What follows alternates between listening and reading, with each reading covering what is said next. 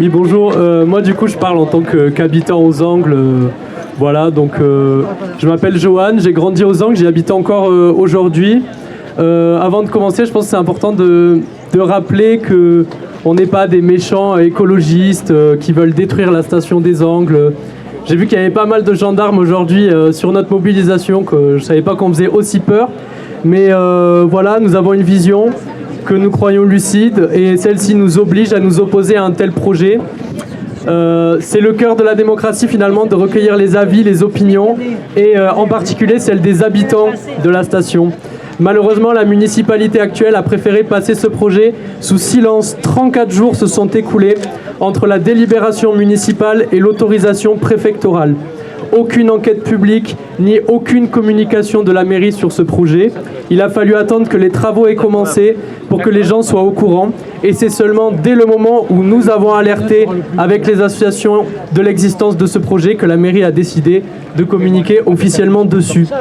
Et c'est avant-hier seulement que la municipalité a décidé par un communiqué de, je cite, rétablir les faits, ce qui aurait dû être fait dès le début et de préférence avant que les travaux aient commencé.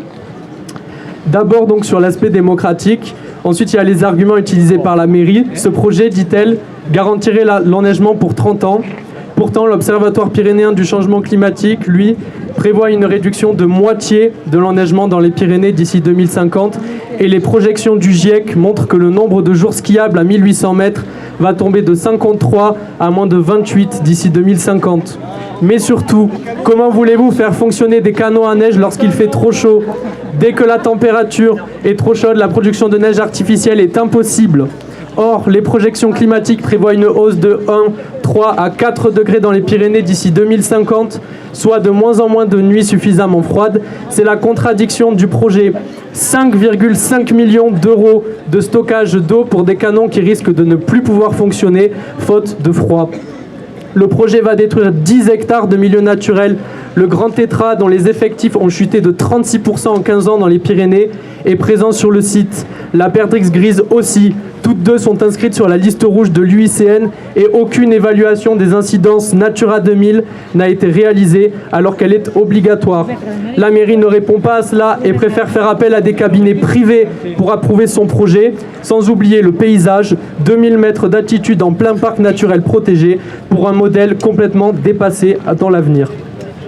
Alors, pour essayer de rallier les habitants à la cause, la mairie tente d'agiter les peurs.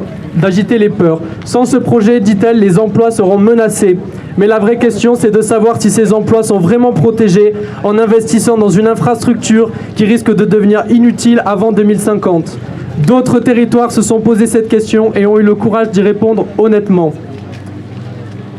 Mais surtout, quel culot de parler d'emploi au même moment où les saisonniers dans cette station n'arrivent pas à se loger, au moment où la Airbnbisation représente 90% de la station des Angles, nous obligeant, nous les habitants à l'année,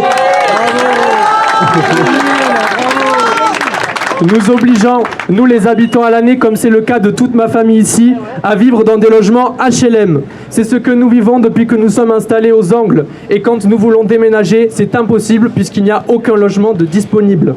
Ce territoire, j'y ai grandi et c'est exactement pour ça que nous sommes là aujourd'hui. Non pas pour m'opposer à l'avenir des Angles, mais parce que détruire 10 hectares de nature irremplaçable en zone protégée, sans aucun débat, sans les habitants, pour un projet que le climat lui-même va rendre obsolète, ce n'est pas une solution.